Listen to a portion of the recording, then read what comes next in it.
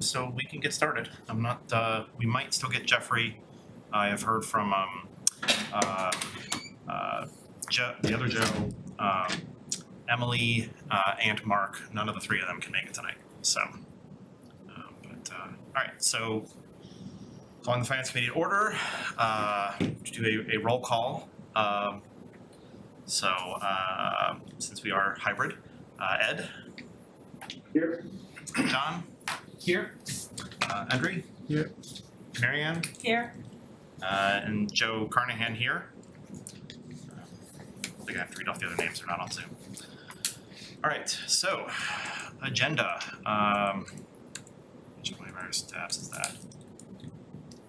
So we have. Where is my? Okay, seriously. I had the back open. That's all right.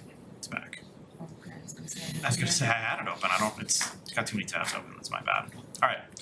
So liaison reports. It's the summer. Of course, a lot of committees are meeting less. But who's anything they would like to share? Go ahead, Mary. All right, to the best I can recall, I've caught most of the select board meeting, not all live, and they have, they discussed a number of items, but I'll just talk for the financially related items. They were discussing the possibility of tiered water rates, but I don't think that not tiered water rates, second water meters, I misspoke. And I think they wanted, you can correct me if I'm wrong, I think they wanted to get more data. They were, they got a presentation on what some other communities were doing, then a different gentleman was speaking, and some of the select board members mentioned that, well, those are different than MWRA communities because it was a larger percent of MWRA communities such as Stoneham that have water meters. And they had a second, I guess there's some people that are grandfathered in, and it was a good discussion, but the bottom line was they'd like to see more data on that. They had discussions about possibly moving the election. That doesn't necessarily relate to us, but I think that would, require, it would start running into end of year things and moving into the charter. And our town clerk expressed that one of the big issues with her is all the mail-in ballots and getting them all out in time. And oh crap, well, there was one other financial issue that they So they talked about trash barrels. tried, yes, that was the big one, because where are they? And we all were expecting them this summer, and also some various issues that residents were having with trash pickup with Republic. And if, just the bottom line out of that is I believe they're shooting for sometime in spring 2025. That's correct. get We're gonna barrels. order them now, but we'll roll them out in spring. So just as we have to spend the money in 2025 or tell town meeting that we're Right. not spending. Exactly. Ask again to spend in 2026, which And we're gonna get to it tonight, but the is Jeffrey on? we don't have Jeffrey right now. No. Right, so just regarding the schools, I mean, I've tried to follow all of the Killam stuff, we'll maybe get to some related costs tonight. I think they have finalized on what they call option B, which is 2 or 3 story, I wish I could remember exactly which, 3-story, it is 3, school with Marion, I can give some stuff on Killam. yeah, why don't you do that, because then I know it's a geothermal heating, which I thought, since we have RMLD here, it'll be a good discussion later, but you can, Yeah. you give the update on that, sorry, I'm done then. Yeah, I think I'll actually, Ed, I'm gonna jump in just to finish what Marianne was saying about select board, that the interesting thing was the question of which trash barrels to buy. Town meeting, we discussed 2 64-gallon barrels per household, but it seems like the majority of communities go with every other week recycling, which generally means a larger barrel, a 96-gallon barrel. Right, that's a good point. So there was the usual discussion about, well, that's too big, some people will not like it, how will we handle that? And recycling's lighter than trash, cause I think that wasn't it Chris Haley said, we want the option of the smaller barrels for those who want them too, right? There were, yes, several people, I think Melissa said that too, and was a concern. So, yes, but it sounded like the advice of that the board gave to town staff was to go ahead with 64 for trash and 96 for recycling, which, well, I guess, well, if that turns out costing more than we town meeting allotted, I'm sure we'll Yeah, hear I back. think we'll be on track with the pricing, so, I think the barrels aren't the concern as much as some of the contract, the yeah. contract Yeah, yeah, and the the con- pacing of pickup and Yeah, everything. for sure, yeah. You know, it does have to fit in the amount that we allotted for it, but yeah. All right, cool. So yeah, over to Ed for Killam, I think. Thanks, Joe. Just to kind of carry on from what Mary Ann was saying, we've had a number of meetings in August, including another community session that we had last week. We have you have a preferred design. There were a number of them. Mary Ann's got the right, they were all lettered and numbered. But the B1 if folks are following along, that's the one that the committee voted on. That design incorporates all of pre-K in Killam, so it would free up space in both Wood End and the high school. It is a 3-story building, and on the first floor would be all pre-K. The second floor would have kindergarten, first and second grade. It's got a kind of 2 wings on it, but in the student wing, the second floor would have K, first and second, kind of all, kind of broken out in neighborhoods. And then the third floor would have third, fourth, and fifth. The gym is actually on the second floor because it's from accessibility perspective for the students that are there. Pre-K doesn't utilize the gym. They have their own kind of room in their wing that they would use for physical and motor stuff. So there's a lot of information about that design. I'm just going to give you a little bit of an overview. A lot of it's on the site. The site's been kind of updated frequently. It has kind of all the information that's on there. Where we're at now, we have kind of submitted everything to the MSBA. We're waiting for some kind of back and forth, and then we can move on to schematic design. The designers are doing some kind of pre-work on that now. Couple of just kind of other kind of minor highlights. That we have a sustainability committee subcommittee that talks about building materials, but also energy, things of that nature. So that's ongoing, and as Mary Ann mentioned, we're at the stage now where we'll need to start to do some more analysis on geothermal. We'll have to kind of drill a test well and things. So that's hasn't no decisions have been made on that piece of it yet, but that's coming. That will have kind of financial implications. There's a lot of incentives with the Recovery Act that we can that town can apply for and get. Again, most of that stuff is on the back end after the building is built, and you can see the efficiencies of it. Pretty exciting from that perspective. There was some kind of talk within the community about looking at solar. The roof will already be kind of designed and built, to have solar panels on the roof if that's a choice. Those costs have been started to be shared. We also have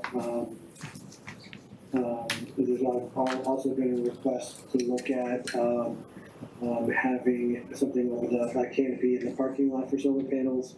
So those are all cost estimates will be kind of coming more to light probably in the fall time frame as we get a little bit farther along. But kind of making a lot of our progress. The folks that we've hired, Colliers and LVA, are excellent, and we're kind of moving along at a good pace, and we should have some more. I think the fall, having another kind of session where we kind of address it for the community, probably something that we'll lead, kind of from a financial forum perspective. But I think there'll be a lot more to share, and it's pretty impressive as far as the pace, and we're still on track schedule wise. Everything, we have a kind of a pretty long a calendar. We're on both on schedule and on budget for everything that we've allocated from town meeting. That $2.2 million for the feasibility study and everything else. We're on track. We're actually under budget at this point. So again, things are kind of moving along, and we're still kind of tracking to have to put this on a ballot in the spring, which is consistent with what's been communicated and communicated previously.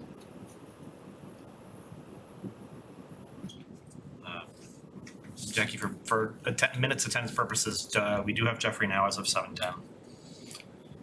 John? I guess real quick, ReCalc has recommended to the select board to build the senior center at the Simmons Way site. And CBDC was hoping to have a MBTA communities plan chosen at this point, but I guess they're working their way through some legal opinions on conflict of interest stuff. So whether the public hearings can begin in September as originally planned is kind of up in the air as far as I know. They were originally gonna have a meeting tonight, and I hear it probably got moved to Monday, cause people were away, but a regular CPDC meeting, cause I think they wanna reach out something to vote on and to bring to the hearing, but they have to vote, get to who can vote.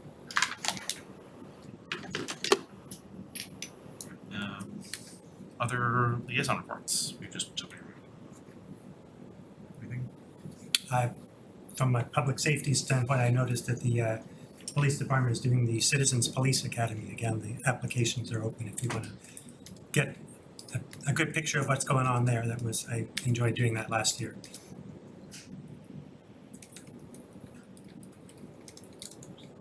Cool. All right, if that's, I guess, I forgot myself. For liaison reports, the other thing I should mention is CPA study committee is not recommending that we pursue CPA adoption this November.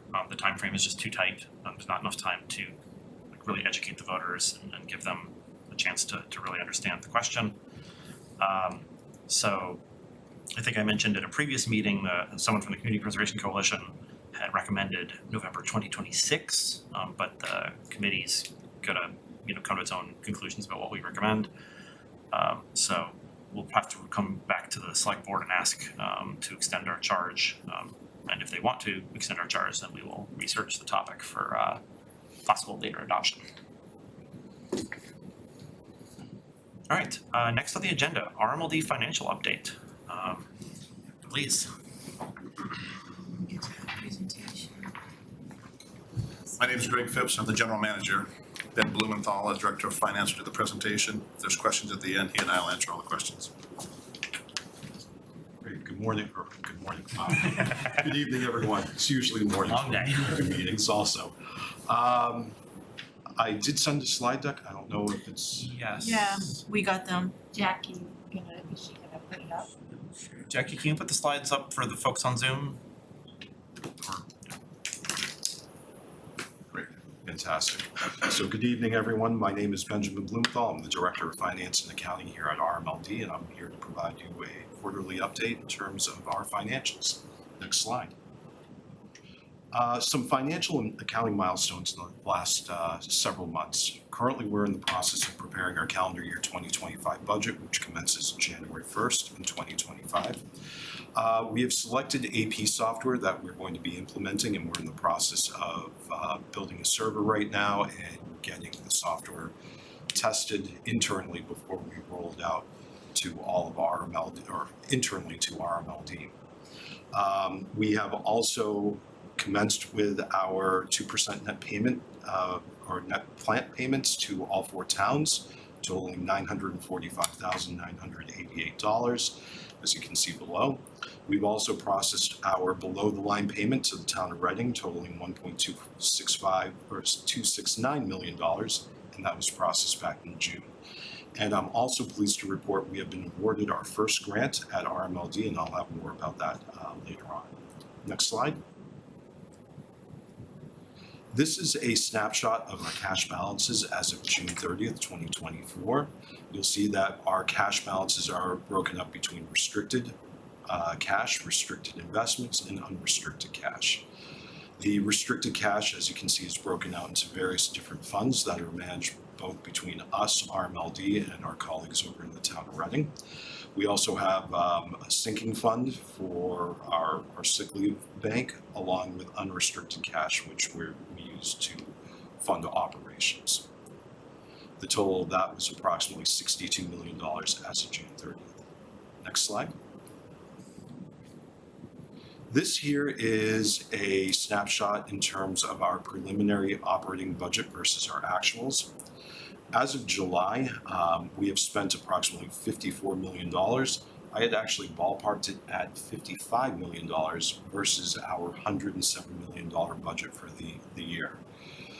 Essentially, we are continuing to manage our finances diligently and ensuring that the ratepayers' money is being spent prudently and correctly. As we continue on to the next slide, you'll see a snapshot of our capital budget. In terms of what we budgeted for the year, it's approximately $31 million. As of July, when I did this report, it was for May. As of July, we have spent approximately $8.3 million out of that $31 million, and we're projected to spend approximately $16 to $17 million by year end. Next slide. As we do in our quarterly updates to our colleagues on the board, I'm presenting our legal expenses. For this calendar year, we budgeted approximately $600,000, call it $600,000 or $600,800. It's been a long day, of which $162,606 has been spent. That gives us a remaining balance of $438,194. It should be noted that this time last year, for June 2023, we had spent $261,000, which is a difference of $99,000 in terms of spending less on legal costs in our operating budget. Next slide. Along with our outside legal services, we do have a bunch of different contractors that are advancing various projects within RMLD. You'll see that they span from everything from accounting services, which includes our actuarial reporting, all the way down to MIS services, and everything else in between.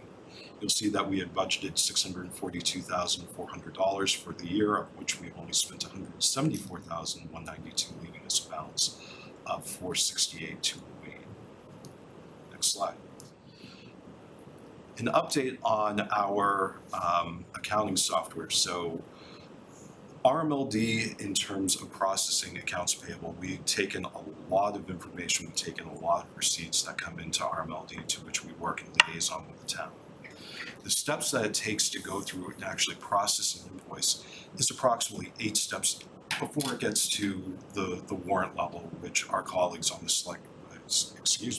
colleagues on the Board of Commissioners will approve for payment.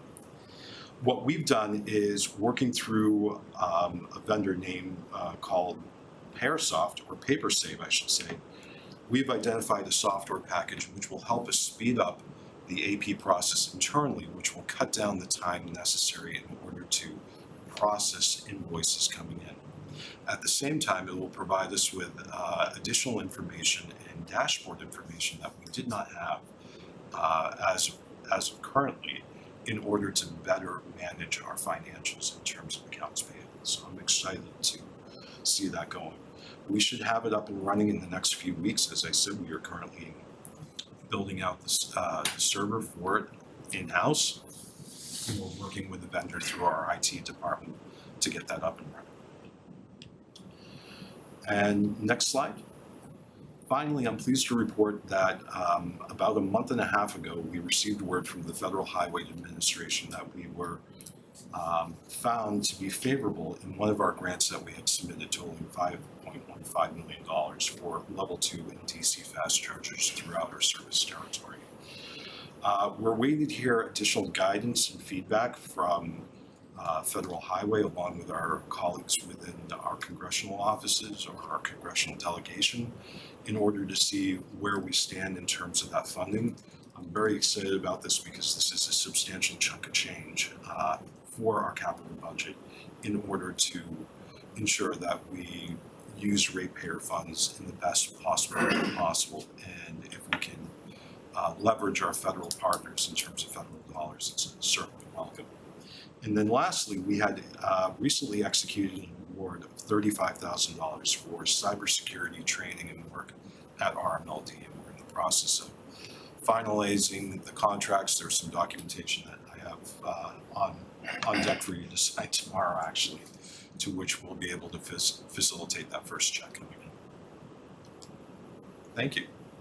Do you see those, the federal highway, 93, 95 are here, we're gonna have some sort of a charging facility built up So- to put these in, or? This funding is, and you'll have to forgive me because I'm drawing a blank on the terminology that they use, but it's an alternative fuels corridor funding, to which when we had submitted the grant application, we identified areas within a 1 mile radius of I-93 and I-95/128.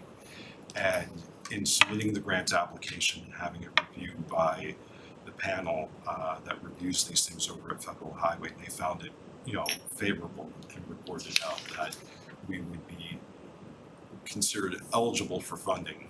I've reached out to former colleagues of mine over in Senator Markey's office to see where things stand right now. But yes, the short answer is that it would provide EV charging for both level 2 and DC fast chargers throughout the service territory here at RMLD. Yes. So further to Jeff's question, when you're saying it's within a mile of the highway, are you finding existing public properties to put it on? Because there's a lot of residences within and then commercial, so like, do you have a plan or a map of where you would be putting these? So there is a rough approximation map that we had submitted, and we're working with within our IRD group to ensure that we have identified the proper properties. Some of them are commercial, some of them we're looking at are potentially public properties, meaning town-owned properties. It also goes up through Wilmington. So there's not a lot, as you know, right, we are land constrained. So there's not a lot of options. So we're looking as broadly and creatively as we can. We went through a process 3 years ago with the first grant that put the ones up at the library and put some additional ones at RMLD, and then some in the town of Wilmington as well. At that point in time, it was still early in the timing of EV adoption and the placement of these. What we expect is the majority of charging will be done either at work or at home. And so the public chargers, we've estimated that about 80 of them will be installed in our service territory within the next 5 years roughly, but that's about it. We'll adjust depending upon needs and requirements. The 2 out here, we keep track of them. The 2 in front of Christopher's get used pretty actively. Initially, they weren't quite so much. The DC fast charger has a technical problem right now, which we're trying to get resolved. But because of the DC fast charger, it actually delivers a lot more energy than level 2 chargers. So, charging is an evolving process, but this particular grant is primarily open corridors. Andre, I do see you had, but Andre, go ahead. So a couple of technical questions. The 5.15 million, is that how much you can apply up to, or is it the amount that RMLD will be getting if it gets approved? So if it's approved, it's $5.15 million, of which 20% would be an RMLD match. So it's an 80-20 split. That was my follow-up question. Yeah. Will it require a match from RMLD? Okay, because it's a federal grant. That's a so lot of usually- chargers. Yeah. Ed? Thanks Thanks, Joe. And probably just similar, I think you might have mentioned it, Greg, in your response, but is these level 2 and fast charges, are they already in your capital budget? Or was this, and I think you might have referenced it, I just didn't know if it was for the same amount that was, kind of aligned with this grant. You know, there's dollars that we have in the capital budget each year. This is separate from that. It would potentially apply to it. But yeah, we do have charges in each year for our capital projects that we started, I don't know, 5 years ago now, 4 years ago. So we do have charges, but this would be incremental to that. Okay. On your capital budget slide, looking for well under budget and projected to kind of stay Yes. there. Is there kind of like a potential issue that could like blow that budget up? Is it like I guess is there a reason that there's that buffer built in to the budget, or you just Is there a reason why the buffer's in there? Yeah. Yeah, well, one of the reasons the buffer's in there is, like you guys have to as you have to do as well. Before we send out for bid, we have to have it in the budget. So a lot of the equipment that we buy is more than 12 months, like sometimes 24 months. So we won't always spend up to that level, but it has to be in the budget in the year we actually send the bid process out and award the bid. So we will typically always be less than what the annual budget is. So think of part of it as kind of rolling.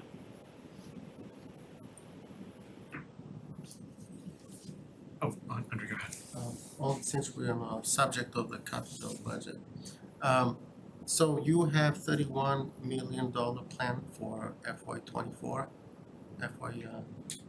Calendar year. Yeah, so 35% of that, 10 million is for that substation, the Wilmington substation. Approximately, yes, So you have 10 million plan to pay for it this year, right? correct. So 35% of that, of your total budget is just that payment, $10 million. We will have paid, so we probably won't pay all of the 10 million. We have delivery of 2 transformers that are coming in. They are supposed to be accepted by the end of the year. Upon acceptance, we will have to pay the balance, which is another $4 million, $4.5 million.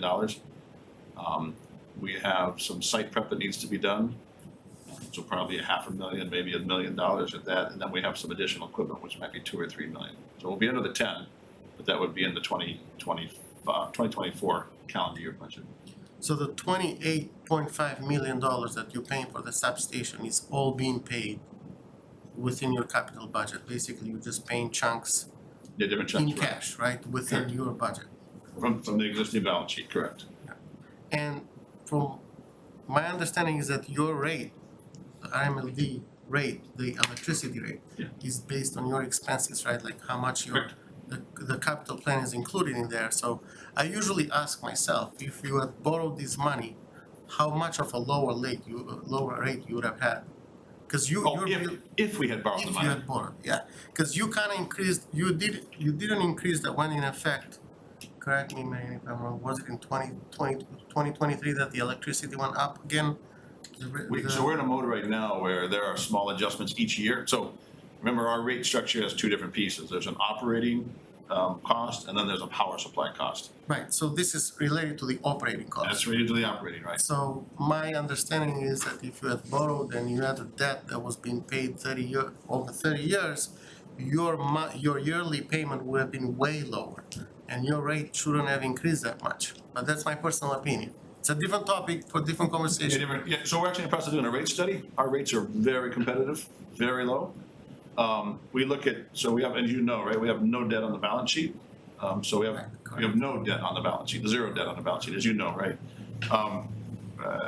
We have been looking at significant capital projects. One was, we should probably walk you guys through a strategy, which I think would be very helpful. Maybe we do sometime this fall, big picture strategy in terms of what's happening in the energy market around us, what steps we are taking as RMLD.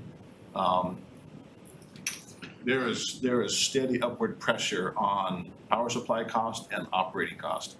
And we'll walk you through what we're doing to try and dampen those costs without letting them get too high. Right now, we have no interest payments. Yeah, no, I understand that, Yeah. and the current resident operating are paying a little higher rate because you don't have a date. That, Not, no, no, not high rate. I'm just saying, Yeah. from my calculations, the way that I think of that is just fair to the people that live in Reading at a certain point in time. Yeah, I think, as you know, right, That's all. if you take on debt, we're just pushing that obligation out further and actually incurring a higher cost for the ratepayers. That's how we think about it. Right, but if I leave Reading tomorrow, I've only paid for my share of my debt. If I leave Reading, That's one way to look at it. yeah, so, Yeah, that's true.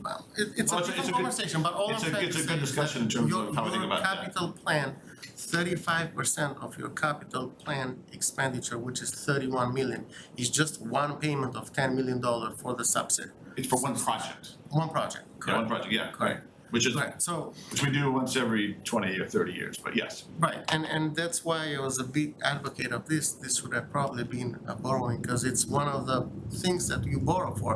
What's the lifespan of that substation? 40 to 50 years. That's why you borrow for it, and you don't pay cash. But again, it's my personal opinion. Yeah, that's good. We'll bring that back to the board. We had that exact debt discussion a few weeks back on a different capital project, and the pressure was no debt. But we'll bring it up again. It's, hopefully I'll attend those conversations and.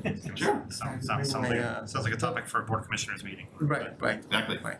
Um, We're not, The just so other you know, question- Andre, we're not afraid of debt, at all. So there's the strategy which we should lay out first, and then we can talk about the financial, the operating strategy and the assets that are going into that.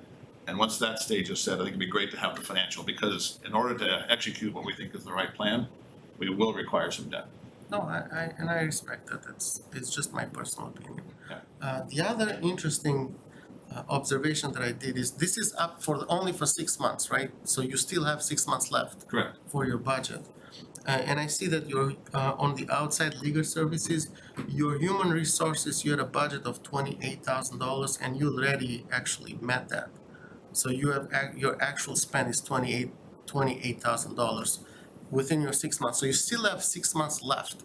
Does that mean that in that line you're probably gonna go over budget, or why is it that so high? It's on slide 7, I think. Just out of curiosity, it's the only one that is, it's the actual is the same as the budget, and it's only 6 months in the year, so you definitely gonna go over it. Yeah, And it's a so, human- yeah,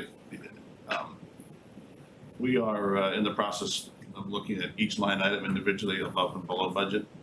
Big picture, we're always below budget. There are different line items in there where we will probably go over budget. I only ask because it's the only one that points, Yeah, yeah, it's it's a good. negative number. That's a good observation. Other than that, yeah, that's fine. The accounts payable, I'm not sure if you have had conversation with Sharon and the way that the town processes AP, but I would be interested to see, I'll talk to Sharon to see how it plays out. The conversion with this new software. Well, this Because is, this is import. internal Yeah. for RMLD, which will speed up our process. So will it be able to import into Munis, which is ours? Right, that was my follow-up That's what, question. I didn't know anything about it until I just sat down and looked at that. So hopefully there won't be So any- the process would still be the same, exporting information to Munis. This is for us to cut down on, handing paper back and forth internally. It's a good question. Sharon, Henry. That's what, that's what I thought too, but. Yeah. Streamline the whole process, not just a Well, piece of most it. softwares are able to export data, so I wasn't overly concerned, but I didn't know about it, so. Yeah. So we could have had like a problem that I didn't know was coming, so it's good to know. So this software interfaces with Great Plains. Great Plains is what we use to export the data out. This is before So it we gets can create the same correct. export. Okay. And the other thing that I wanted to mention is I know you guys are on a calendar year, but please consider switching back to fiscal year. So it's in line with the town and it makes the accounting much easier. But Yeah. that's just I'll commit to do some looking at history in terms of how we ended up making that transition. yeah. I believe it was due to the DP report. Possibly, yeah. Yeah. Yeah, we have a lot of, we have a lot of other entities we have to do compliance with. But But yeah, there's, It ends up costing extra for the actuary because we can't stay on the same timeline for the actuarial reports that we have before. so that's one of the, you that's could one of the charge- negatives. Yeah, okay. Yeah, we used to not charge you anything, it'd just be part of our actuary. Now we have to do a separate GASB 7475 report because you can only go back so far in one calendar year. It doesn't line up properly, so it's something that One of the trade-offs. you're paying extra for that Right. report that we would get. Also wanted to make a comment that I haven't lost power. I haven't lost power a single hour or a single day for the whole time that I've lived in Reading. Amazing. On that element, So just wanted to say yeah, that. that's actually good. Jinxed yourself. Yeah. No. I mean, he's not the first person to observe it, and that didn't turn off the power either, so. So we actually It's all streamed, around. you know, a year, actually 2 years, we actually streamlined our mission and our mission statement. And it's real straightforward, right? Our goal is to provide our customers who we serve with reliable, low-cost, non-carbon energy. Reliable being first and foremost, keep the lights on, low cost, make it affordable, non-carbon, be compliant. So we, in fact, I'll report on it tomorrow, but there's two elements of reliability, two basic elements. One is the frequency of outages and the duration of outages. And in both cases, RMLD is lower, that's good, lower is better, is lower in terms of the frequency of the outages and also lower in terms of the duration of the outages. We have a very, very capable line crew, and they like being challenged. So when there's an outage, they are, put me in, coach. They want to do it. But the engineering team and the rest of the organization and the work that the line crews do is also, when we do work, we try and design it so that we minimize outages. The three primary causes of, the two most primary causes of outages are trees and wildlife. And wildlife are primarily squirrels, yeah. So it's a natural battle that we have. We'll never get to zero, but we are proactive in terms of trying to manage both of those variables, but we've done a good job. So thank you for the encouragement. We're gonna continue to do our best, and it's actually good. Lower is better in this case. Yes. And as an Eversource customer living in, I can say I'm extremely jealous of the rates and the reliability of RMLD ratepayers. Marianne? Well, just since Andrew pointed something out, and on the other slide with outside services, accounting only has a little bit of money left for the latter half of the year. Is there a reason why that was? So we budget to pay for our actuarial and auditing services, and that's what outside services is for us. I don't want to put in a huge budget and not spend down that money for essentially using So is the Markham. various, Right. is that the buffer for it, where you Yep. only spent zero? Correct. It's probably for the audit. It's a- Okay. it's a That is flat- exactly for the audit It's the audit and and actuarial actuarial services. So it would necessarily have been spent mostly in that part of the year? Correct. It's Okay. Our audit was completed And I back don't in, think we were seeing actuarial for RMLD for many years when they were fiscal year, because we took on their actuary when we were doing ours, just because it all falls into our financial statements. The switch to calendar year made that expense start to happen for RMLD, because on the off, we actually have to do a special report for RMLD. Because it can't go back to like a full evaluation that's more than a certain age old, and the calendar year doesn't limit well. So those two expenses are probably what we're seeing.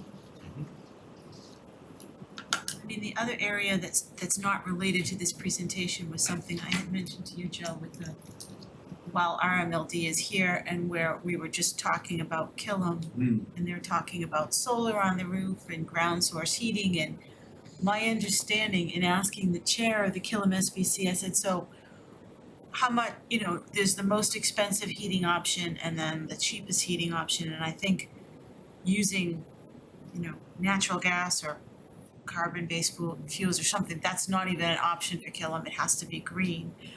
But do any of their choices have impact on RMLD being able to provide what they want? Like, do you have any relation, once it's built, the new school that's being. No, I'm familiar with that, I wouldn't be trying to understand the question, because that was. So I guess I'm just trying to say, do they come to you at any point early in the process? Do you have input on whether their costs that they're projecting are reasonable for what you guys would be able to provide once the building's built and now Yeah. it's getting Yeah. power from you guys? So a couple things. We're participating in all the meetings. We are very supportive, of putting solar on the roof or solar in the canopy or whatever. There's a bunch of discussions. Matt had a discussion earlier on today, a couple different schools and public buildings. To answer your question specifically, we are the electricity provider, not a natural gas provider. Right, but if they went to non-natural gas, then everything would be coming from other than Correct. geothermal, it'll all be electricity running to the Yeah, and one of the interesting things, back to the comments we talked about earlier in terms of our rates are very, very good rates, and we work hard to put them, 70% of our cost structure is power supply, and we manage it very diligently. We manage the rest of the business, but that one in particular. So doing electrification, we're supportive of. That's, we're a not-for-profit. We think it's a good thing. We don't get into the politics of climate and global warming. We're just, the mandate that comes from the state tied to the 2021 climate bill. There's three elements that impact us. The direct one is, over time, there's targets for 2030, 2040, and 2050. Percentages of the power that we sell needs to be from non-carbon sources. 2030, the target is 50, not the target, the mandate is 50%. The way that is transacted is through certificate retirements. This year, we are at 55%, so we're already at the target for 2030. That 2021 climate bill had two other elements tied to electrification. One is for transportation and one is for building, and specifically heating in the buildings. We have incentives in place for heat pumps, which are very efficient. We actually, again, we can't recommend products that the customers, whoever's, you guys are gonna decide what goes into the building. We'll make recommendations and observations. We'll give you forecasts in terms of what we think the cost of energy is going to be 5 years out, 10 years out, 15 years out. It won't be perfect, but we'll give you guys an idea. We'll give you our respective costs in terms of where we think the other energy sources are gonna be in terms of prices as well. But the customers get to decide what equipment they put into it. We do have incentives in place for heat pumps, for example, EV chargers, all sorts of stuff. We're actually in the process of, on a regular basis, we update those incentives. It is to encourage people to do some behavior that they wouldn't normally do. Heat pumps is one example. So to answer your question, we won't recommend, but we will participate and educate to the best of our ability. Well, there's a lot more detail. I mean, it's a passion of ours. Like, we Yeah, I mean, love I this guess stuff. whatever they decide, is it gonna require other infrastructure on the, to provide, say it's all electric and Yeah. most of it, are you gonna have to do things like along all of Haverhill Street to run lines or build other things to be able to supply the amount of electricity? Because Yeah. that site's gonna clearly use a lot more than it's currently using. Yeah, so that's what they call a system impact study. For larger loads, we'll definitely do a system impact study, a formal one with an external group. We have 5 engineers at RMLD, and they'll do an internal impact study. As that load, at this point in time, given what we know, we are constantly reconductoring and putting new transformers throughout our network in anticipation of new load. Okay. There's nothing to answer your question specifically, right now, based on what we know, there's nothing obvious that would require any major infrastructure changes. But as the plans get more clear, we'll take a look at that more carefully, which is why we're participating in the Right. meetings on a regular basis. And that is paid for out of the Killam budget, not your budget? So from a regulatory perspective, if there are services that are specific to a particular customer, then we are required to ask the customer to pay for those specific infrastructure updates. If there are infrastructure updates that apply to a broader set of customers, then RMLD absorbs that cost, which means all the ratepayers absorb that cost. Thank you. I see Ed has a hand up. Speaking of Got Killam more of School the Building answers. Committee. Oh, yeah, he's, No, actually, it wasn't about, I had a different Oh, question. So if alright. there's something about Killam, someone can continue. Mine was on a different topic. Are there any other questions about Killam? No? Go ahead, Ed. Great, thanks, Joe. So just a couple of questions, and they're probably something that, many of the folks already know, I'm kind of blanking on, but, on your finance and accounting, kind of milestone, pieces, so you had the 2% net plant payments to the 4 towns. And, you kind of have it broken out by, the towns. Can you just remind me again how that's determined, the net plant payments? Is that based on, users or? Yeah, it's based on, so 2 things, that the total number, is 2% of net plant. And that is tied to a 20-year agreement that, has continued to be re-signed, that goes back to 1992. So that's the total bucket. That's 2% of net plant. And there's a whole bunch of implications in terms of why it's net plant. And then the allocation is tied to kilowatt hour sales across each town. So Wilmington happens to be the largest load, so kilowatt hour sales for Wilmington divided by the total kilowatt hour sales, multiplied by that 2% dollar figure is what gives the calculations. So it's And like, the same thing for the other 4 towns, so 3 it's like towns. the prorated share of the overall kilowatt hours, used. Consider- yeah. So the total, whatever they It's a use. total 2% bucket. Yeah, exactly. So Yep, and then a it's- prorated share. It's allocated, it's prorated, it's allocated by kilowatt. So, and they, again, there was one individual in our board who was there at the time to help negotiate that. And, so they thought that was the fairest way to do that allocation of those funds. And it's continued to work pretty well. Does that answer your question? Yeah? Yeah, that's perfect, and this is just a follow-up, so then, on the below the line payment to the town of Reading, is that, do you have a similar below the line payment to other towns as well, or is it just to Reading? No, sir, just to Reading. And that's a new calculation that is also tied to kilowatt hour sales times a rate. Now, one of the interesting things on that particular piece is that we are forecasting and we have started to see load growth. And the load growth is driven by electrification primarily. You guys all understand, let me say it. So our working assumption is that meter count, we're about 32,000 meters. That number will not grow significantly because most of the available land is already built out. There will probably be another somewhere between 3,000 and 5,000 meters added over the next 5 to 10 years, which will be in condos and apartments, but that'll be about it. The load growth that we're looking at is roughly 2% per year, maybe 2.5%. And that electrification is tied to the adoption of specifically heat pumps for heating buildings and then EVs to replace gas-powered vehicles over the next 3 decades. So this isn't going to happen instantly. So the interesting thing is that the payment to the town, the below-the-line payment to the town, is based on kilowatt hour sales. It's a 3-year rolling average. So as load growth continues, so does that payment. And thanks, Greg, I really appreciate that color, and just so that the reason that below the line payment comes to the town of Reading is because that's where you're headquartered, correct? Like, if Yeah, you there's- were headquartered in Wilmington, then this would go to Wilmington. Yeah, it's tied to the origin. It's a complicated question, and it's charged, and we won't. So at the end of the day, it is unique to Reading, given the history and relationship of Reading to RMLD.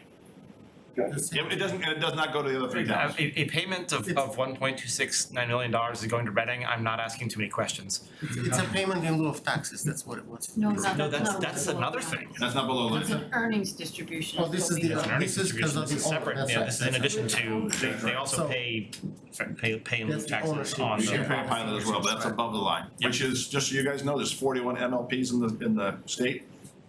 We're the only one that has that, and it's part of the state legislation. There's a lot of history here.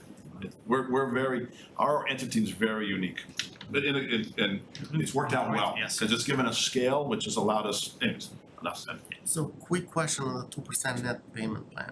Wilmington has a high consumption because there is a lot of industry.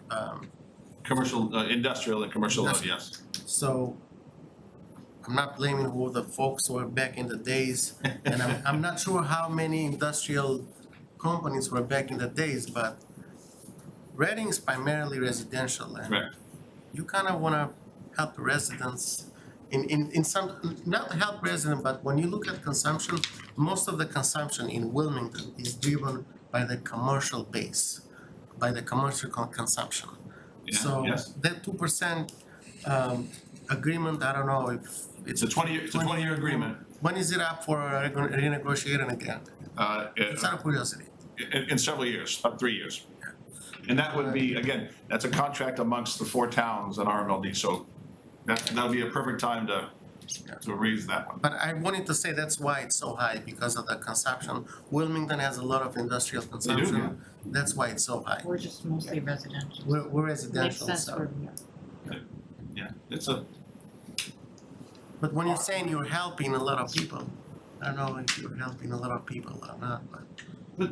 Andre, the good news is that, given the scale that we have, combining us, the 4 towns together, gives us scale economies that we would not be able to afford if we were a smaller I entity. agree, yeah. It's, I mean, we can talk about the other piece, and it's not for me to decide, it's the towns to decide. But we are RML, it's good to be an RMLD customer. No, I agree, and it's good to have a mini monopoly too, so. Can you make Acton part of RMLD service territory? Any other questions? Actually, it's just, I was looking on the lines towards Wakefield and PUD, but anyway. yeah, Go on. you know, Go ahead. I'm not Acton, but you know, is there any look to, are there towns that are like, please let us in, we would love to join? And is that a good thing for RMLD, that would increase your ability to scale? So this is a public forum, so I'll say my words very carefully. Okay, Energy is a scale business. And we, right now, even though we are one of the 2 largest MLPs in the space, we are small scale. There is opportunity for us to work collectively with the other MLPs. There are 5 other MLPs that we are contiguous with. And so one of the things that we're gonna start exploring, again, there's a lot of moving pieces and trying to get some of the basic foundational pieces in place. But there is the opportunity for us to create co-ops, buying agreements, all sorts of different things that will give us more scale. So the answer to your question is yes. And it's gonna become more and more important as the cost of delivering electricity continues to steadily increase. So, yeah, it's part of the bigger puzzle. Like, it's a business, and it's a fascinating business. So the answer to your question is yes, and how we do it, we gotta figure it out. Non-profit business, just say that. Not for profit. Business, yeah. Just remember, back to your point, we do, and there is a net income line, but that income, as you know, right, the net income line feeds the capital budget. Oh, yeah. And, well, that's fine. Other questions? And I would say that 1.26 million below the line payment goes a long way in Reading. Oh, yeah. In terms of helping the budget, so. It does. For sure. Thank you so much. We enjoy serving all the communities, so thank you. Thank you both. We're lucky to have you, thank you. Thank you. Thank you for coming. All right, okay, you guys can go. Thanks, Greg, thanks, Ed. That's great. See you later. All right. Moving along on our agenda, next we have a vote on FinCom reserve transfers. So Sharon, are you presenting that? So I noticed that there was a Typo in the Typo. form, I noticed that too, It was- just now, it was after the meeting started. supposed to be 135 and the one was missing, so I printed a new one so that the one we sign is the correct one. Oh, that's a big difference. Yeah. I don't know what happened. And it was like the I bucket truck mean, was more the- like a the- pickup truck kind The of. one key is sticky or something. I don't know, That's what something went wrong there. So basically, these are for DPW requests related to purchases of trucks. So you'll see the first one is a fiscal 22 capital item. And in fiscal 22, they were awarded $275,000 to purchase this truck. They placed their purchase and did a purchase order, but it does have, there's like a length of time for them to build the truck and for us to receive it. A year later, after, that the truck was $258,523, they let that excess close up to free cash, and then they came back to us saying that they couldn't do it for the price that was agreed upon, and they wanted $20,000 more. Jane negotiated that we would absorb 10 and they would absorb 10, and so they're making the final price $268,523.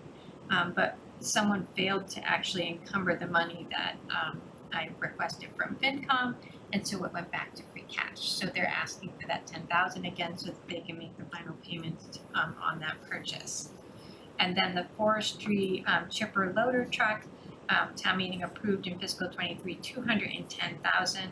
They ordered this truck through Taylor and Lloyd for almost a year. It's placed an order with almost a year, and then they're having supply chain issues. They had a fire, and they had to cancel 40 of their orders they had out there, including the town of Reddings. Now that we want to go back up, so our order was canceled like a year later. It's gonna cost us 100,000 more, and they can't guarantee the price that they've given us, this other vendor, past October 31st. So it can't really wait till November town meeting because the price could go up. So they're requesting an additional 125 to make sure that they have enough. They really only need the 100,000, but they're very nervous that the price will change by the time they place the order. So they're asking for 125 for that chipper loader truck, and then the 10,000 for the truck that had closed out. So what will happen is if you approve this at November town meeting, I will request the funds back for you as part of our amending of the fiscal '25 budget. And so you'll be made whole and you have the 200,000 once again to spend. So it's as you just need. like 2 months that 2 we're. months, yeah. It's just to avoid, I mean, the big piece was the second one where No, it's it's up just- 100,000 over what we originally ordered the truck for, and by no fault of our own, we're out, they're canceling our Was order. like liquidated damages in the contract or whatever when they had I to mean, I cancel feel the like- order. I feel like, I don't know, the legal cost of going after them for some of the things that, I guess we've been told that that's gonna be too much legal to go Yeah, after they probably it. have like act of God with the Yeah, fire and and so- it's worse for the company than So for us. we've kind of just, and we really just need the equipment, so it would also delay the process of getting the equipment. Oh yeah, they cut down a whole bunch of I mean, trees I in my feel like neighborhood, supply they need, chain they is- need that chipper. It's super slow, we're waiting a year or more for a truck, and they're just needing the truck, they just want it to proceed, so this They- one here where the quote is guaranteed through October 31st, if I asked you before November town meeting, they can place that order and hopefully get this price. And when are they gonna get the truck this And then the remainder would go back year? to free cash, huh? Are they gonna get the truck soon too, if we give them the money? I feel like it still takes a while, do you know? I believe the lead time on these types of trucks is about 2 years nowadays. We just ordered a Vada truck and they told us 2 years. More solid price guarantee on this one. I mean, I feel like it's Just a not. frustrating thing to see that they can come back at us after we've kind of had an agreement, this is the price, we agree to pay it, we give you a purchase order, and then this like taking particular the cost, they situation saw has us to do with the with some cost sort of a increase on fire the at their fire truck, manufacturer, so 20% more I don't know, rebate, an act of God, I don't know if they get out of it at a technicality, but this other one above it was last year and had to ask for money, and I'm like, why are we not enforcing the contract that we agreed to, but the difference in price, what we would have paid for legal wouldn't have made sense. It's like almost with the trash companies where they know there's only a few of them, they know we don't have a lot, how many companies are making chippers? I mean, we don't have a lot of options probably. Everything is taking us a really long time to get since the pandemic, like the lead time is so much longer. I mean, even like the ladder trucks, the fire trucks are You're taking pent up almost 2 demand. years to get in, it's like, And you that's had- insane. Had to negotiate, We had that thing with the ladder truck increase, but they price did increase. negotiate like servicing or some extra provisions in the contract and I don't know. Yeah, we got something in exchange, we didn't get nothing, but it Yeah, was still. this They one get we- some stuff in exchange for that. But this one with the canceled orders, there's nothing to negotiate, they're just not even gonna try to provide it. We're not the only. So if we Yeah. sued them, we'd get in line with 39 other people and we wouldn't get anything, so yeah. Yeah. But so it sounds like they guarantee the price through a quote up to October, right? That's what it says. That's what it says, but I think they're a little gun shy and they're asking for a little extra in case the order doesn't get placed for whatever reason and they need the extra money to do some other vendor or say the truck isn't available. So we have no cheaper right now at all? We have a chipper. You have one? But Yeah, it we needs do, but it's to be- coming due. It's Oh, it's almost just past its old. useful life, I mean, for $100,000, can you rent it and fix it up? I mean. I don't No. believe that No. repairing the old ones is a long-term solution with this I mean, type of equipment. But Currently, I'm sitting with people, capital, the different department heads, and the pricing the last 3 years on all the capital is astonishing how much it's gone up each year. Every time we sit down, it goes up more and more. I'm like, this is insane. Like, how can this It's like with people saying with their groceries going up 25%, everything that delivers the groceries and everything else, it's just 25% on top of It's everything. truly, You truly told us that insane. last year, Yeah. come into play. I thought it would stabilize at some point, so sitting down and getting that rude awakening that it hasn't, like, so. But it sounds like it's just for us, it's only 2 months that we're gonna be low on reserves and then, you know. I'll get it back. Until other contracts come in that all have the same thing and we But the keep two having month- to yeah. lend them some money. But the other thing that I wanted to ask is, so the cheaper that you have right now, it's fine, it suffices with all your need. Can you rent a cheaper? Just out of curiosity, I have no idea. I think You go to there's a- probably You'd have to go to a tree company or Is it like something a and specialty just hire it equipment? as They're very service. specialty pieces of equipment, this is the vehicle that has the Right. ground Oh, it's the alarm that vehicle picks up with the it. log, yeah. you know, they're very specialized. Right, makes sense pieces to of order equipment. one, and the lifespan sounds like it goes for like, what, 10 years? Yeah, I think they're 10 to 15 year 10 to pieces 15 of years. equipment, so the It's one a we no-brainer. have is still operating, but it's coming due and part of the capital plan is to I replace mean, these it sort of was things. placed a year ago, we're I just know. learning what they can do. Yeah, I it's mean, horrible. Out of our town's control. it's astonishing. I have no problem So with that's this, up to you guys, what you wanna do, but This is that's what why I we have reserves, Right, you exactly. know?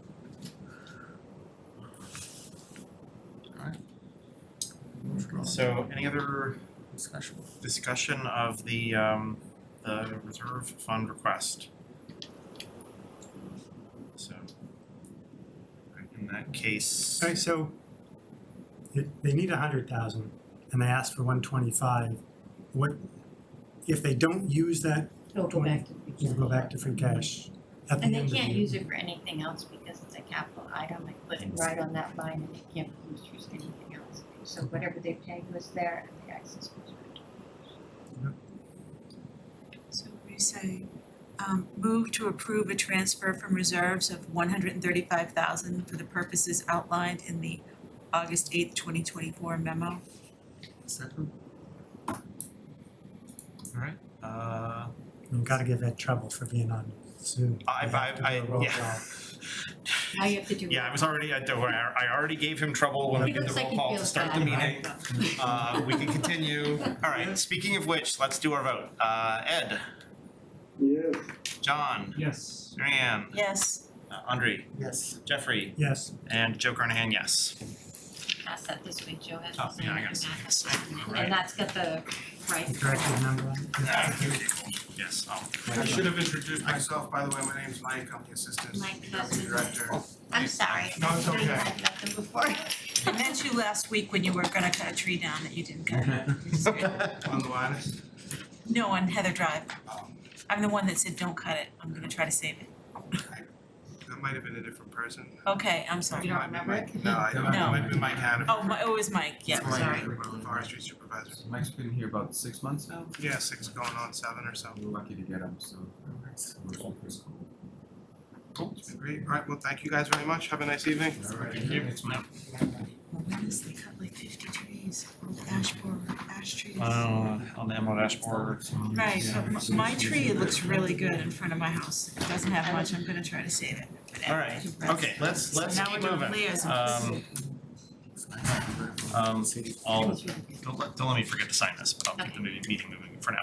Alright, so liaison assignments. Jackie, do you wanna put those on the screen? Yes, Jackie's already working on it, it's awesome. Alright. Alright, so 3 of us are not here, all 3 of whom did reach out to me with their respective references. I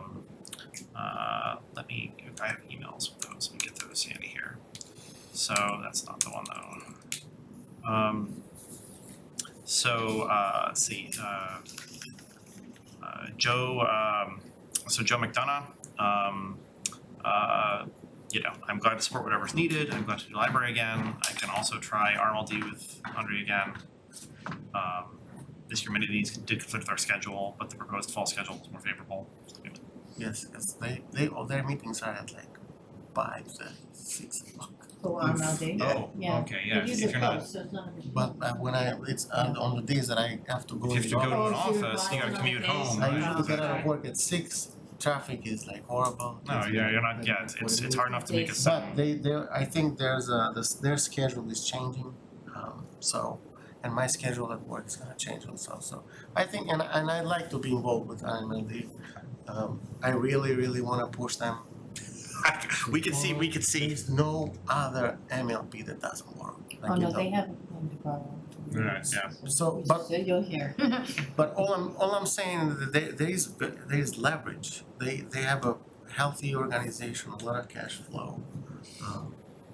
Just saying, and sounds like I'd like to be involved. I do read their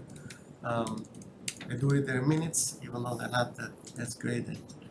Joe and I we joke sometimes, but it's Their okay. minutes aren't Because detailed. they don't have Jackie doing them. Right, Exactly. Jack is the So best. lucky. Jack, We have a maybe- rock star, I mean, Yeah. we're a little spoiled.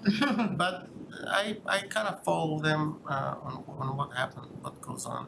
I'll try to be a little more engaged this time around and actually going their meetings. So I'd like to stay on that one. And then when it comes to the town, whatever you guys want me to serve, it's fine. But let's honor the people that are not here. Yeah. Kinda I think not it's. penalize them. We know Emily's Yeah. recreation. Let me run through this. So yes, Yeah, she did a great job. Mark Zaro also reached out expressing interest in recreation, which is under public services. Oh, right. Like, is it I think pickleball? there's, no reason why they can't both go, if they both want to. I mean, I suspect, and they're both, knowing both of them, I know they're both interested in rec things, so It's better you to know, have two people. we can, if it makes it, more fun to attend the meeting when you have a liaison title, great, they'll probably attend the meetings either way. So I think I'm fine with them both, I'm trying to take notes by the way as I talk, that, so Emily and Mark both for public services. And then, hold on, let me get to their emails to see what else. Actually, Emily texted me. Mark, let's see. He does Oh. audit committee, you think, Yes, he was interested in school committee. I know that currently that's, Mariana. I watch it anyway, so you can take me off it if he wants to do it. I mean, I think Jeff does a good recounting, and a lot of what's happening with the schools is killing now, but But you can still provide an update if you're not the liaison, right? if you attended a meeting. or if you Yeah. follow it. I'm not gonna stop it. Just ask. So, and yeah, I'm not an OML expert, but I'm pretty sure it's fine for you to talk about that stuff during liaison reports, even if, Okay. no matter what we do tonight. So that puts Jeffrey and Mark at school. I'm gonna end up really messed up notes because Yeah. doing so some things by take me- person, I'm then doing you some take things by me off. department. It looks Um, like Jackie's updating it on the screen. Yes, she's updating. Oh, okay, all right, wow, okay. Alright, you can take me off the Like I said, schools she's then, a or you can rock have star. 3 people with schools, it doesn't I matter. literally can't keep up. So I think Ed Ross had to be audit committee chair because he was the chair, so that means that's you moves. have to get So that means me, huh? That's you. Alright. Well, that I'm you sure got you and Ed you're is gonna just be CPA. heartbroken. Yeah, well, and we can, Because those are some seriously long meetings. potentially take me off of select board might be the thing to do there. Unless, Ed, you're trying to get off select board too. Though we could maybe, I'm staying on top, trying Yeah. to stay on top of select board, and I think yeah, select board's at the risk of stating the obvious, probably the most important committee for us to stay in touch with. Yeah, we so all, having we all will see at other least two aspects, because liaisons usually is the, makes sense, that's fine, right, and there's yeah. other boards that go before it. Yeah, we had, so, let's see, I'm trying to keep And, I'm still, the charter's winding down, I can stay on that, they haven't really yeah, done much, cause they're having a meeting coming up, Yeah, the Right. 29th or something, yeah, so that's when I'm gonna calendar, stay yeah, on. I mean, they, A week from today, right? Yeah. No, a week from tomorrow. Thursday, yeah. they never had a big financial, they never No, had any no, financial it's just in dimension case anything comes out of that that affects us or, whatsoever. Yeah, they could, which I don't think they're they changing. could, yes, do, well, actually, a lot of our roles, finance committees Well, they defined could by the like state, change who they we could- could audit or something. there's, Sure, you should have a CPA on your, yes, could you please replace select board with CPA with, And- Now, and I can say that I have never had any opportunity to do anything with respect to facilities. So, That yeah, I might do be have a question along those lines. I have public safety there, but it's like they don't have board meetings or something like the school committee or select board has meetings to go to. So some of these I'm not quite sure, They're just departments. what is it that we do as liaison to public safety? Is it like if the chief says, hey, I need something, then he's gonna call me, or I mean, he would call, I was gonna say, Town he manager would anyway, talk right? to some, yeah, so, You know, maybe it ends up if there's something's in a capital plan, right, like, which is not that often, but like the police station did have something a couple of years ago. I mean, so I don't know the history here, but let me turn this around, actually, question to sort of Matt, like what would be helpful or make sense in terms of like how, you know, FinCom could support town Yeah, like, departments. I think if you could meet with them, find out some needs, find out where they are financially. I know the select board too meets with, you know, departments and has department liaisons and board liaisons. So that's might be where this came from. I mean, generally they'll go through me or Sharon, but it's not a bad idea to have somebody, they'd be happy to meet with you if you wanted to meet with them, if you wanted to know more. Or we can facilitate a meeting between me, Sharon, the department head and FinCom chair, whatever is needed, but it's probably not a bad idea to have it set up that way. Alright, we don't, It's also like a communication channel, you are more, the board is more open to communicating with different departments. I kind of like it, it's the way. I like it from a symbolic perspective. I actually wish it was maybe more than symbolic, but I don't wanna to touch it. Yeah, I'm not I mean, I don't know how facilities ended up next to me. I assume it just needed a home last year or something. Facilities? Yeah. Yeah. I We ever don't on the Because we were permanent trying to building committee? hit all the departments, I think. No. I don't see my department, fine. Is it falling Well, under I mean, public, is it falling under? That'd be a little bit weird. I mean, that's Put it under or maybe something that's else? maybe that's the chair and Confusion, I think that's a problem. We have a real problem, Yeah. You- my yeah, department's you- not up you- there. you- We're all liaisons, right, okay. yeah, or you know where to find the chair and vice chair For too, sure. so. It doesn't seem to be every department, but It does seem to be every department except mine, except yours, maybe because but you I have are. a more direct line. Yeah, Yeah. Yeah. I was gonna say that's a little bit, yes. That's You're the probably only why you department that have a- regularly comes to our meetings all the Right. time, so. So that exactly. this, you already You get it from the. Yeah. liaising, so. Yeah, alright, so, I mean, I can keep facilities unless someone is interested. I guess now we're going through top to bottom, which is fine. Oh no, actually, let me finish reading off what people said who are not here, can't speak for themselves. Joe said that he had tried to make contact with the Ice Arena Authority and had not been able to, had not gotten any responses, so. They were just before the select board, a week Yeah, or two. Carl came and presented to the select Right. board, I watched that, I remember, the presentation. But yeah, I think in terms of Joe reaching out to them, he wasn't getting, so if anyone is interested in that, they could pick up the mantle, I think is sort of where we're going with that. I don't know if that's a topic that's of interest to anyone. I think what I was, I'll take it, Jim. okay. All that free time you got now, you're not chair. Do we I now, did some do weird we things now before. have a recalc building committee or whatever it's called? So, we've got Mark as You're the representative, recalc liaison, Yeah. I permanent don't building know. committee, Part but of the permanent building. So now it's part of the permanent building. So recalc sunsetting at the end of the month. So maybe then that just your transitions to that, because Yeah. that will start. I mean, they hired an OPM, so I don't know, They're in the process. they're gonna start spending money too. yeah, I mean, that's, But yeah, they put the bid out for the OPM, Right. correct myself. yeah, no, Mark didn't say anything about permanent buildings, so if, or audit, you can say on audit. hold on, let me go find his email. Well, if recalc goes away and John Sullivan, do you transition to the recalc Adding, I building guess, committee? 'Cause it'd be some of the same people, I suppose. yeah, what if we, I mean, we gotta take, like, Mark's got 4 lines at this point, doesn't need 4. Maybe- That's a tough. So maybe Permanent building permanent goes building we away. remove, and then we gotta, I mean, permanent building. John, would that be the natural replacement for recal? Oh, maybe. Yeah. So yeah, we can swap out the recal to permanent building committee for John. Cause permanent building committee right now just has its focus on recalc and Killam, right? It isn't Right. meeting for any other public Yeah, construction. Yeah, so now we have Ed for Killen and we have John for Rico, which that makes sense to me. Do somebody else. All right, then, like I said, I'm actually just gonna open Emily's text message. Let's see, that's Ed's message saying he's gonna be on Zoom. All right, yes, it's if Ed wanted to get off of Killen, Emily would she would take it, but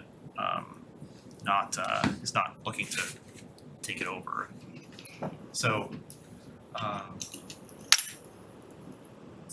and then I mentioned Joe and then I mentioned Mark. So okay, so I've relayed all the information I have from people who are not here. So let's go through the list and see what, if anything, needs to change. Does Let's see. SWEC Okay, still SWEC is exist? gone, but that's it's gone, yeah. that's so I guess Emily has like public service is interesting because it's one of these that has an associated committee, namely RAC. There isn't a committee associated with administrative services. Do we, I mean, it comes under the town manager's office, so that, and there's a lot of committees there, but it's not. Well, okay, I guess technically, yeah, that's sure regularly. so does MBTA communities and community planning fall under public services then? I mean, that isn't really a Yes. financial impact, Yeah. They do, yeah. I mean, it doesn't end up having a big financial aspect of things, so. It almost always come, that particular topic will come up at select board almost always anyway. Right. So let's see, what else here needs updating?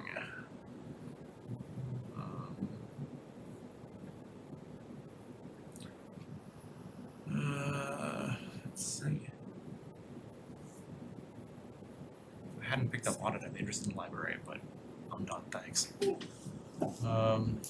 Jeffrey, you're kind of where you are. I mean, Yeah. school is a big deal, so Yeah.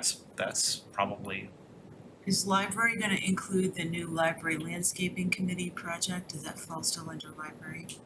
Even though that's not gonna use public funds, if they said they're gonna raise their own money. yeah, I mean, it's not a big assignment if it doesn't involve money, so I don't Yeah. think we need a separate liaison for it.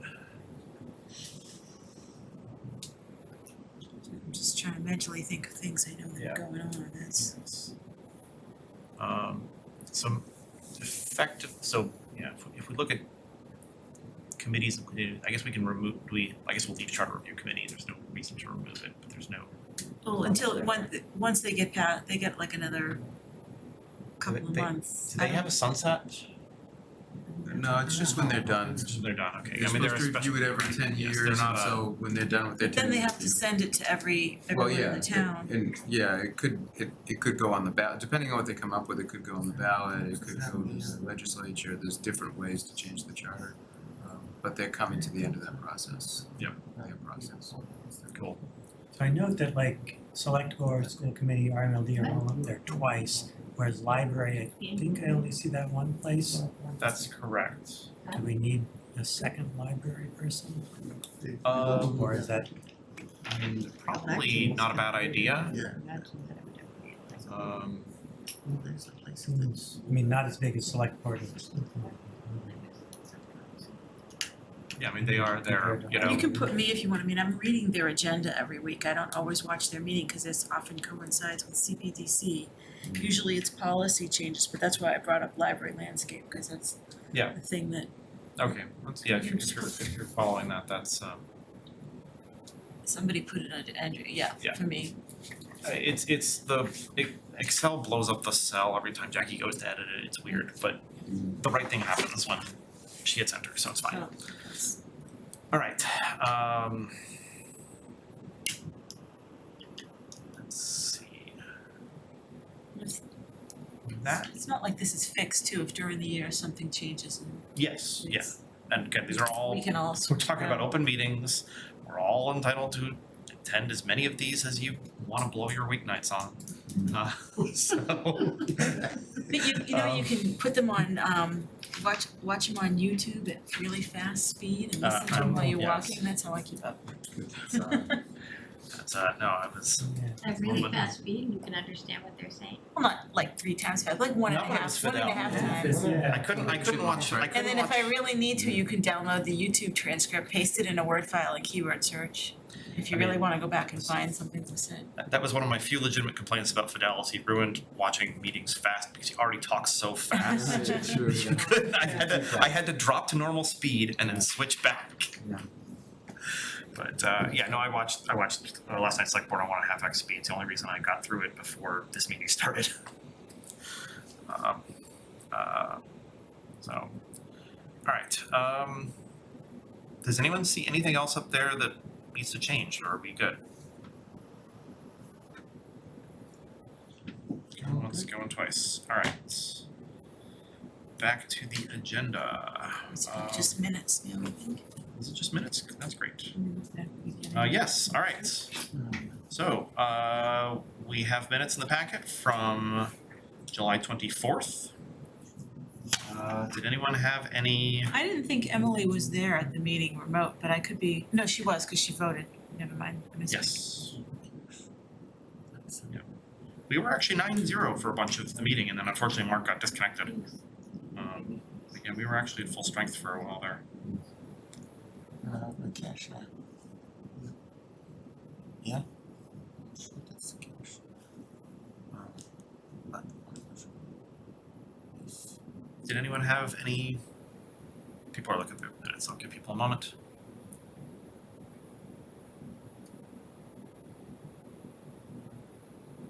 Nothing on my end, Joe.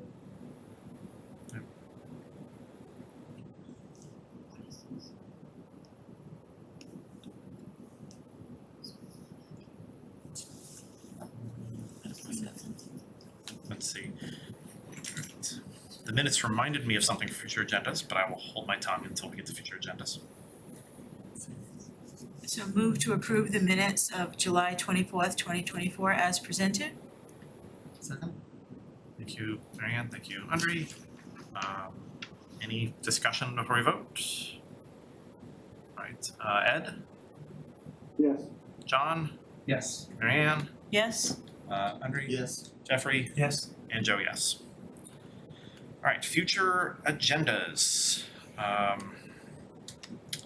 So the thing I was reminded of was that there was something in the minutes about, because last time we were looking at, hoping to get a presentation from Dr. Malczewski about Killam and did not, because we got some information from Ed, but I don't know if we still, did Tom still want to come back and give a presentation? Ed is nodding yes. Yeah, would it just be at the financial forum then, present the final option? That's true, at this point, that might just be the financial When forum. is our next meeting? Is it financial forum? I should have that on my screen and I don't. Well, you know, it's hard because I think too, there's curriculum nights for some of the schools too, so I think we determined the 18th didn't conflict with things, but I could be wrong. Let me see. Yeah, Save the date on the 18th. We had said the 18th. Were we gonna have it at the library or at the high school or What's the phone? We talked about it. did we anyone? haven't talked about location yet for the, as far as I recall. I only say the library because I know somebody there's some presentation at the library of a former Reading High student who's got a telescope thing and it's somewhere at the library, but I don't know if it's in the community rooms. It's that night though? It is the 18th Okay. because it's Rebecca Lieberman's son and Wow. she sent me The a library. watch party. Oh, it's in the second floor studio, so it's not in the community not in the rooms. Oh, that's. Right. Okay. Because he's remote and does all this telescopes, so it's pretty neat, it's like, we could do it, can't be in 2 places at once, but the I'm about to say, community rooms are don't great. make it sound cool, because we're gonna have a meeting and we're not gonna be able to attend it. I know, no, it is, I feel bad. You're just gonna make us feel bad about missing Well, it. I'm promoting it to whoever's watching That's- this meeting that yes, isn't all- interested in financial forum, so that's the Yes. 18th. And I think, Alright.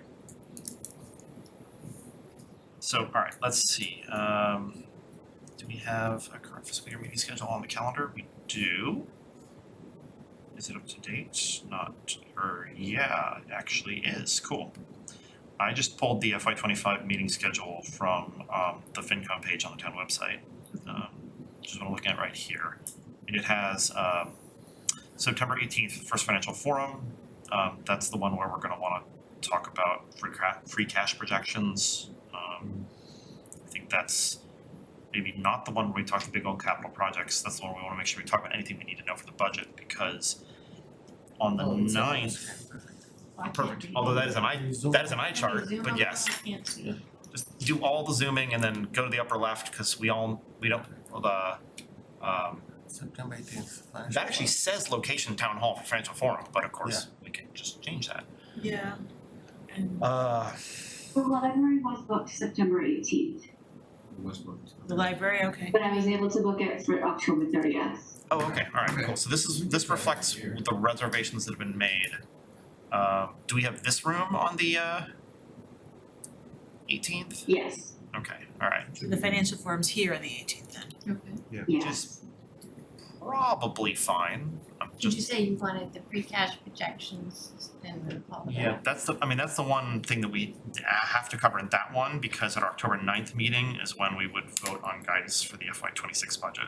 Yeah, so I think the 18th we would have, I would go over like projected revenues, what our projected free cash position might be, it might not be certified yet, and then accommodated costs and what those look like, because they impact kind of the overall operating budget, like what we split between the town and the school after those are taken away. So I would expect to have those three things discussed. Are there other topics people would wanna see at the first financial forum? So it's the one that has to be in there, and then everything else we have flexibility.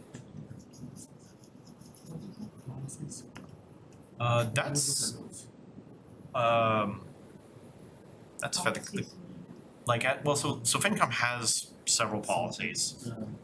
The 7% reserve policy, the policy that defines our peer communities. One of the policies we might want to think about, just because of the increased costs for the capital, is the debt capital at 5%. 5%. It's getting less and less done. So the last few years, we've been doing 5.5%, and that's helped us keep things moving, even with the costs going, up dramatically. For fiscal '25, so last year we agreed to that. So we might want to consider either extending to get a little bit more done for capital, another 5.5%, or maybe revisiting what that percent should be. Should it be 6 now? I mean, it's been 5 for years and years and years. But the cost of things are so dramatically increased that we're getting less and less done. So I'm getting complaints from DPW that what we're giving them for paving is not going very far, and they're worried about the roads conditions and sidewalks and all Is it a these- lot of work for you to have a chart, to give some big examples that everyone can see, like the fire truck, the chipper, that chart, like this, So we were working on capital, it wouldn't be that's the debt and capital policy there, but I could show you where we are with capital and how little we're gonna get done. But I mean, because, like, people will remember examples if they see, okay, my God, look at, like, show how every What- department was yeah. impacted, like an example of what it costs. everything's for going up and 25%, and that's why we should go from 5% to 6% or Every something time I like that. have one of these meetings, I just have anxiety because when they give me projected cost about what I had just from last year and how much it's increased from last year, it hasn't stopped. So, and then there's a piece of me that's like, okay, well, they're seeing things go up and they're expecting them to continue to go up, and maybe there's some buffer in this number that they're giving me because they're worried they're not gonna have enough. And then there may be some of that in that, but But we could say for 2 or 3 years, we thought it was like gonna be like, oh, we'll get out of this after we flush out from the pandemic, but it's still going, just like when the schools suddenly, it's now become this permanent thing, they have to increase how much, they hired all these counselors and they're keeping them on staff, and it wasn't just for the pandemic. They're finding they needed it, it's just a, I mean, it's everything, philosophical change. because, the contracts, all the negotiations for salaries, those were higher than what we've seen in years past. no, we're lucky we were able to do it without layoffs, like you see what's Exactly, happening in and- Andover. And then just things like, health insurance, we were keeping really low numbers, and those are starting to spike up, and the rubbish contract's gonna come and expire. Yeah, and that that's was going to be- crazy with and that. natural gas was 30%. We've been seeing about 10% every year for property casualty, so we've been it's all across the board with this budget, and so it hurts.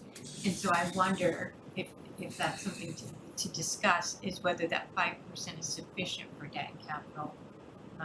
But that's- Or if we wanna extend what we've been doing with the capital debt at the 5.5, and see if that one more year flushes it out, but I mean, it just doesn't seem to be stabilizing and it's concerning. it adds a lot of pressure within the operating budget and especially the debt and capital. And I would say if you have maintained 5% for the past 5 years, you've been fine. It's time to revisit that. It's been 5 years. You mean as in we've gone above 5% every year? Right, Yes, yeah, that's at some We always at ask some for point that. the At some exception, point, yeah. at some point the exception becomes the rule. Right. Or there could be But I feel like the ability to just say, okay, I know we're putting a lot into the operating budget, but we tend to regenerate most everything we put in. So the numbers we're seeing that we're using to balance the operating budget are some of the larger numbers, but we are regenerating most, or not more, than what we actually use. There could be that, you know, we pick and choose some things that will throw extra money from free cash at, like paving or some of these areas that we're struggling, because I feel like contribution, like we did for a Driscoll couple was of years. very concerned about the streets and how little the budget that we have gets him at the rates that they are today. And I don't wanna see the streets deteriorate, like we have to have a plan, whether that means borrowing, whether that means like putting some money from our free cash towards it, or changing this policy so there's more money available. but the financial forum is the perfect time Yeah. to discuss I that. think that's a good. Right. But I put it out there as Yeah, when you said given the policy, this is information, that so maybe Right, people that's- know that's- why. yeah. And that's why I brought it up.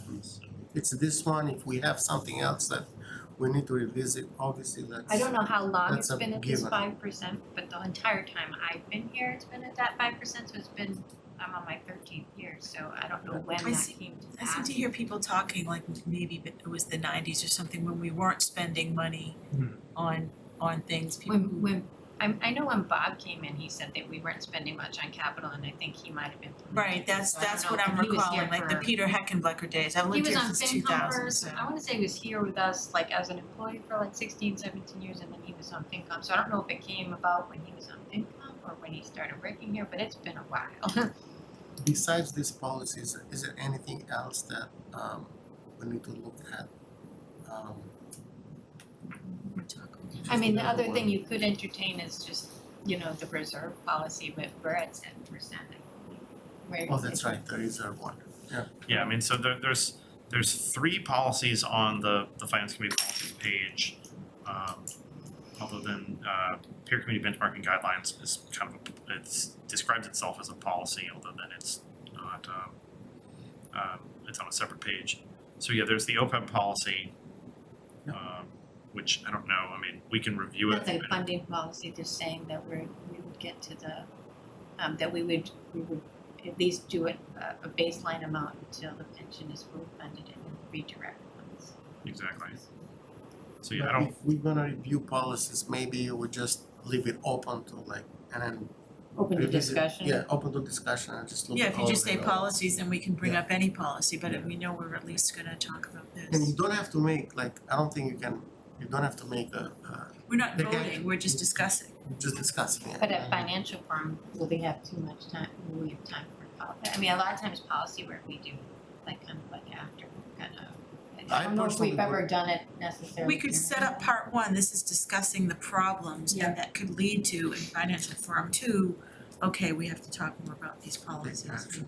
I would like to take action on that one, cause I know how it impacts. You mean take action before the next budget cycle? On the next financial forum. Oh, okay. Like vote on that policy, 5%. The debt. And that's if Joe is on board, I don't know. I mean, it's not actually not if Joe's on board. If a majority of the committee's on board, it doesn't matter whether Joe's on board. I mean, it could be That's that at Who the makes the financial agenda, so forum, that's if you wanna, as part of accommodated cost, I could go into like where we are with the capital plan and show you like kind of like the where pressure, the yeah. Yeah, pressure no, that that we're is, that's I mean- actually a good segue, yeah, I mean, that'll and hang just like together. how Agenda. much, like you said, a fire truck costs, you know, over the last 5 years, what the change in price has been. I mean, can yeah, show you for some every examples. Parker roof that gives back, we have all these So other fiscal things. 26 is a good example. We have a fire truck and it's just under $1.2 million. That's how much it's grown. And so it's taking Which is most of the eating a capital. giant chunk So of that we 5%, could say, right? well, we're willing to put that 1.2 in from free cash aside from what we're doing and be able to do more. Do you know, or there could be something we could do to kind of be able to take the pressure off the budget. We could borrow for the fire truck. There's all kinds of options to take something big out of there so other things can move forward, because what I'm finding is I'm pushing out past the useful life that we were hoping to get. So if we say something's got a useful life of 15 years, I want to get it replaced by 15, 16, I mean, we're getting closer to 18, 19 before we're replacing something, and it feels like At some we're point that does bite on us, at some point it costs more. Well, even if we have, just Audrey, I know when you said you wanted to vote, I mean, we have the October 9th meeting, we could get all the discussion out at the 18th and then That's plan some votes on the 19th, The only problem is that I'm assuming, not on the 9th, so Oh. October 9th I'm gonna be on vacation. So it's the only okay. meeting that I'm gonna miss, and I don't know, but would we be, it's alright, it's would we be alright. voting on the warrant that night anyway? So the 9th, hold on, let me get Yeah, this. vote on the- calendar. Yeah, So, warrant, so we'd be busy with, I don't know what the warrant's gonna look like, we'll be busy with that. Yeah, I mean, it's, you know, again, we can talk through our options, but we'll have the, you know.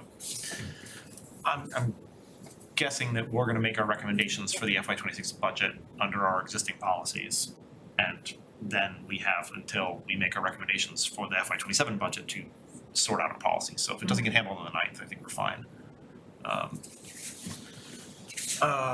Yeah, and then Financial Forum 2 is going to be, you know, giant capital project city.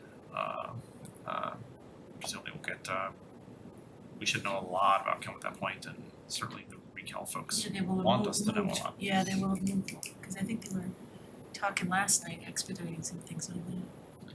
Yeah, I've heard mixed things with the timeline bouncing around, but I suspect there's sort of a competing pressures between what people, you know, want and can achieve, and they will I get know, it as soon as they I can. think the Killam though is very antsy about something getting in the way of their vote in June, I mean, Killam or at the same time. Killam is you know, Killam is gonna follow the MSBA schedule, that's what They have happens. to. Right, when you offer tens of millions of dollars, you get to set the schedule, and the rest of us say, yes, thank you, and follow that schedule.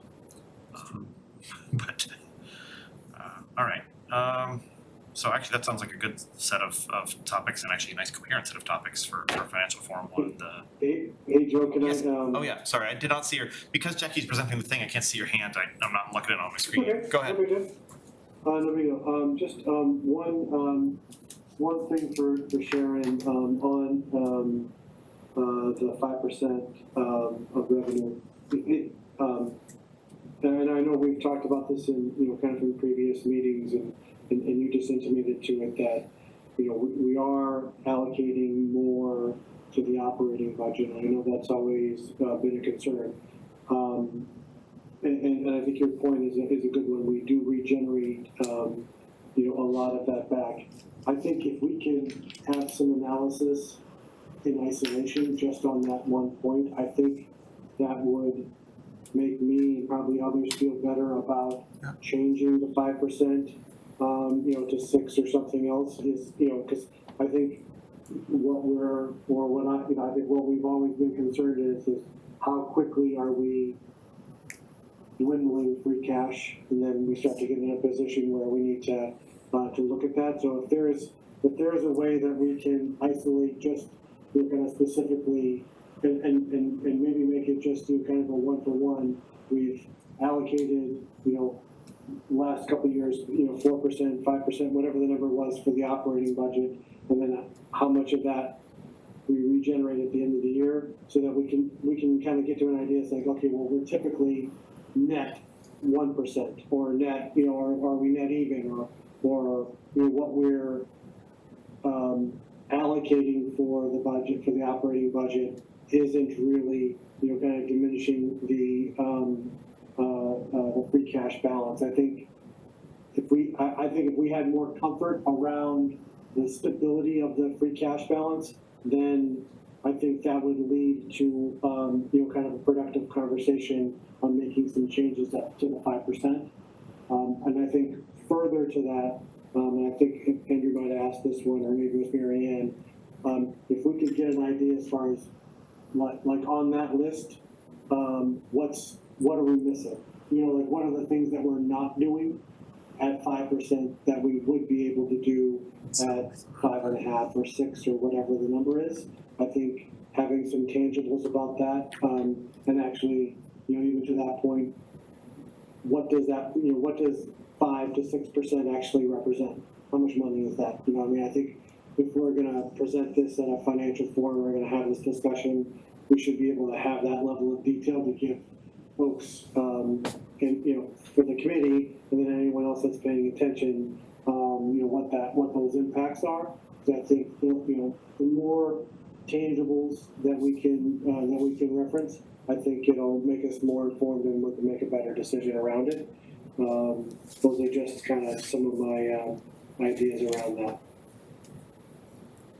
But I will say preliminarily, regeneration on the revenue side looks exceptionally good, but it's too soon to say what they, so I do feel like we're very lucky and fortunate in some ways that we tend to regenerate most, if not all, of what we use, sometimes more than what we use. So it's almost as if we don't use it, but it's hard to know from year to year.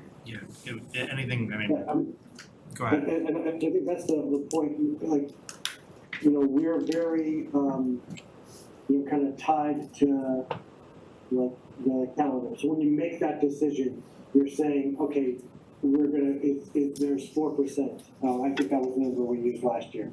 That ends up being, in and of itself, in isolation, a very big number. And I think that, people get, I'll just speak for myself. I get worried when we say that we're allocating that much to the operating budget, and then memories are short. And so that's why, to be able to tether that together as far as what happens at the end, as far as what we regenerate, I think is, you kind of have to kind of bookend that story a little bit, because if you can bookend it that way, then I think it takes the temperature down that, as far as the questions that are asked about how much of free cash you're using to support the operating budget. Which is why the first thing I said was free cash projection, because so much, flows from that. So, cool. All right, anything else to be said about future agendas that we need to figure out about future agendas right now? It looks like we've got a good financial forum coming together in September, that's good. We're busy on the 9th, going through, and people, if you could join in person on the 9th, just saying, that would be nice, because that's when we have to vote on the warrant articles, and it's, a lot of votes, so, all right. Okay, let's switch back to the agenda, I believe, is that our last item? That is the last thing on the agenda, so Move to adjourn? Second. thank you, Marianne, thank you, Andre, Ed, Yes. John, Yes. Marianne, Yes. Bree, Yes. Jeffrey, Yes. and Joe, yes. Thanks, everybody.